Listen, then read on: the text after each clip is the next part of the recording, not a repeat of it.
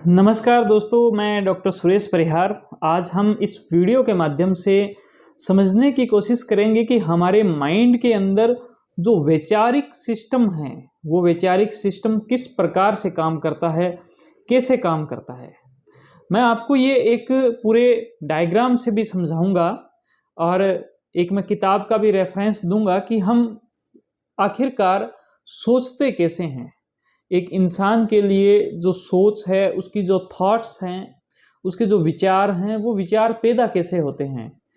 हर प्रकार के जो धर्म हैं, उसके अंदर एक थिंकिंग पैटर्न बताया है कि ये सही, ये गलत, ये इस प्रकार से।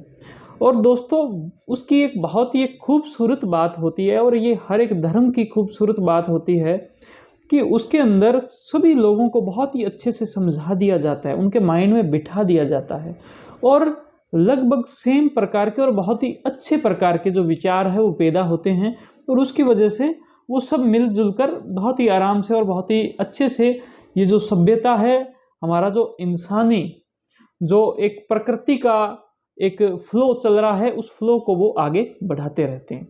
तो आइए हम समझते हैं कि माइंड के अंदर विचार जो है वो पैदा कैसे होते हैं, इन विचारों का सिस्टम क्या है। दोस्तों, सबसे पहला जो सिस्टम है, सबसे पहले जो शुरुआती जो चीज़ है, उसके अंदर क्या होता है, आपका माइंड आसपास की सब चीज़ों से कनेक्टेड रहता है, वो उनसे जुड़ाव रहता है। जैसे आपका जो मोबाइल है, उसके अंदर अगर आप बटन दबा दो ऊपर, तो आपका मोबाइल इंटरनेट से कनेक्ट हो जाता है, वो जुड़ जाता है, जिससे आपकी दुनिया भर की जो इन्फॉर्मेशन है, वो इन्फॉर्मेशन लेने का एक रास्ता खुल जाता है। तो उसी प्रकार से जब आप नींद में होते हो तो माइंड वो अपने में होता है। माइंड का एक बहुत ही इंपॉर्टेंट काम होता है खुद की सफाई करना, खुद की सर्विस करना। जैसे आप गाड़ी की सर्विस करवाते हो, उसी प्रकार से। लेकिन जैसे ही आप उठते हो, जैसे ही आप काम धंधा स्टार्ट करते हो, या फिर नींद के अंदर भी जैसे ही कोई इनपुट आता है और वो एक लेवल से ऊपर का इनपुट होता है, तो आपकी एकदम से जाग आ जाती है।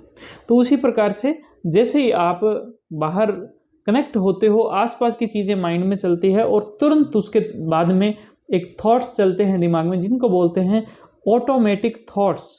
जो भी स्थिति होती है उसके हिसाब से अपने आप विचार आते हैं। अपने आप विचार आने को हम ऑटोमेटिक थॉट्स कहते हैं और ये एक शुरुआत की चीज़ है, सबसे शुरुआत की।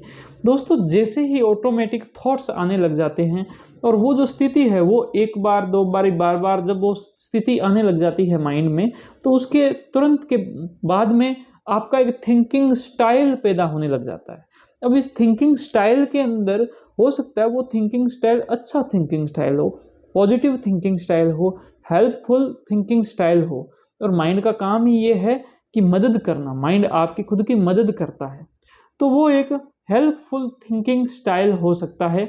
और ये भी हो सकता है कि आप उस स्थिति से घबरा गए हो, डर गए हो, कुछ अलग प्रकार से सोचने लग गए हो और आपका जो थिंकिंग स्टाइल है वो हेल्पफुल थिंकिंग स्टाइल नहीं रहा, तो इस केस के अंदर वो अनहेल्पफुल थिंकिंग स्टाइल हो सकता है।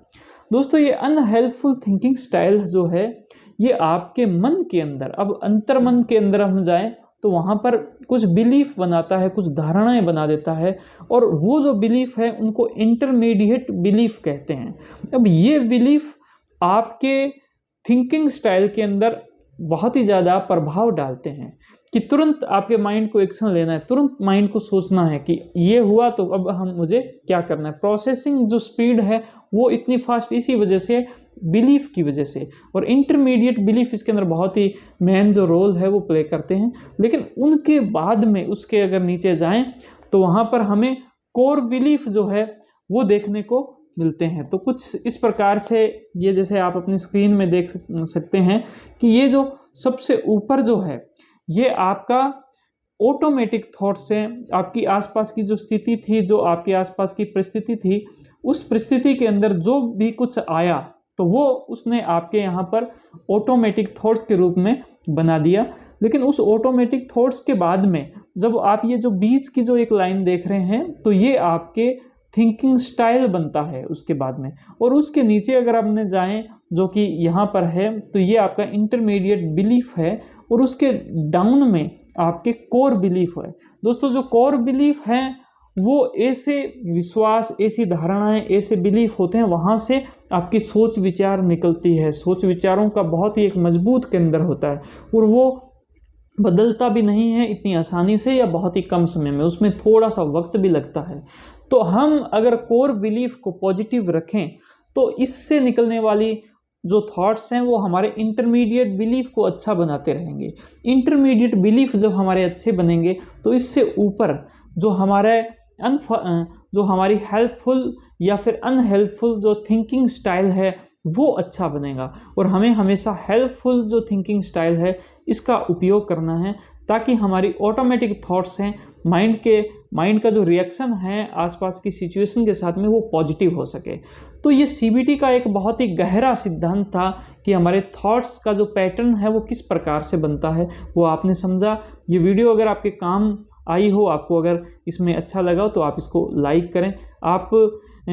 आपकी जो भी बातें हैं, जो भी समस्याएं हैं वो हमें कमेंट के थ्रू आप पहुंचाएं, और इस वीडियो को आप अपने दोस्तों के साथ में सभी व्हाट्सएप से सभी जगह आप इसको शेयर करें, और हमारे चैनल को जरूर सब्सक्राइब करें, फेसबुक पेज को लाइक करें, बेल आइकन दबा के रखें। दोस्तों आप सभी का बहुत बहुत धन्यवाद। Thank you. जय हिंद, जय भारत।